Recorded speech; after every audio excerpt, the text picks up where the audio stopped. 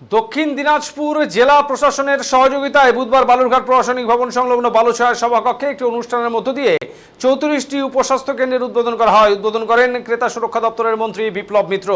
এছাড়াও উপস্থিত ছিলেন জেলাশাসক বিজিন কৃষ্ণ, জেলা মুখ্য স্বাস্থ্য আধিকারিক সুদীপ দাস, কুমারগঞ্জের বিধায়ক তোরাফ হোসেন মণ্ডল, কুশমন্ডির বিধায়ক রেখা রায়, বালুরঘাট সদর মহকুমা শাসক সুব্রত কুমার বর্মন ও অন্যান্য বিশিষ্টজনেরা। বিপ্লব মিত্র বলেন, এই 34টি উপস্বাস্থ্য কেন্দ্রের মাধ্যমে সমগ্র দক্ষিণ দিনাজপুর জেলার স্বাস্থ্য পরিষেবা আরও উন্নত হবে।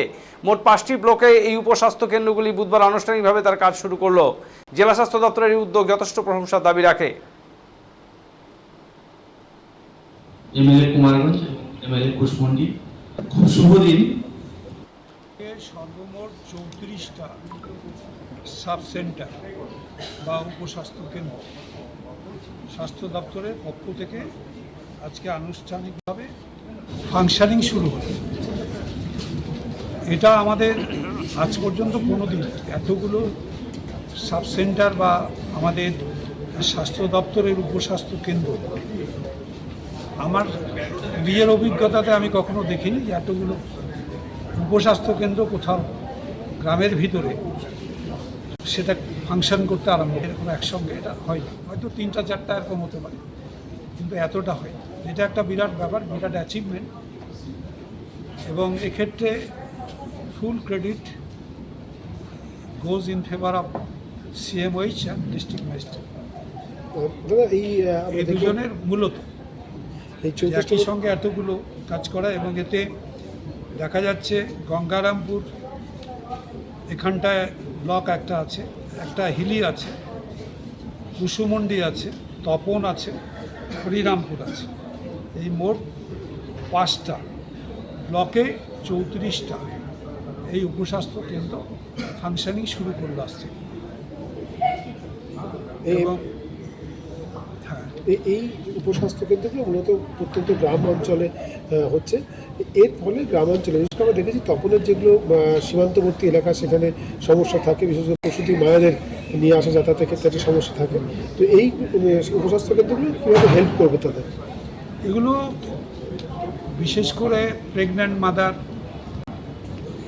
ডেলিভারির জন্য বা ইসের জন্য এগুলো তো এটা খুব কার্যকরী হবে। কারণ উপস্বাস্থ্য কেন্দ্রগুলো সেই ইনফ্রাস্ট্রাকচার এখন প্রত্যেকটা উপস্বাস্থ্য কেন্দ্রেই থাকছে, সুতরাং সেদিক থেকে দারুণভাবে লাভবান হবে। শুধু এটা একটা ঘটনা নয়, এমনি হঠাৎ করে কেউ অসুস্থ হয়ে গেল, অন্তত তাকে প্রাইমারি তাকে একটা ব্যবস্থা করে দিয়ে ট্রিটমেন্টে, তারপরে ভালো হসপিটালে নিয়ে যাওয়ার সময়টা পাওয়া, এইটা করা যাবে। এইটা একটা আমাদের অ্যাচিভমেন্ট, যেটা আমাদের সরকার বারবার চাইছে যে হসপিটালে একটা হসপিটাল, বড় হসপিটাল থেকে একটা লোকের গ্রামের ভিতরে বাড়ি হয়তো দেখা যাচ্ছে 20 কিলোমিটার, 25 কিলোমিটার, 30 কিলোমিটার দূরে, তবেই সেই মানুষটাকে অন্তত হসপিটালে এনে পৌঁছাতে হবে ট্রিটমেন্টের জন্য। তার আগে ওখান থেকে একটা ইঞ্জেকশন দিয়ে হোক, ওষুধ দিয়েই হোক, তাকে অন্তত লোকটাকে একটু স্টেবল করে নিয়ে তারপরে যদি পাঠানো যায় তার চিকিৎসার সুযোগটা পাবেন ওখানে।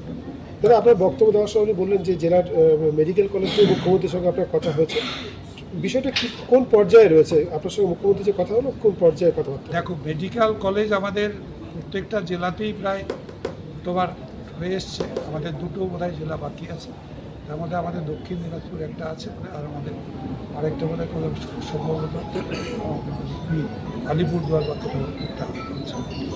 তো যাই হোক, মহাশয় আমরা বরণ করে নেব।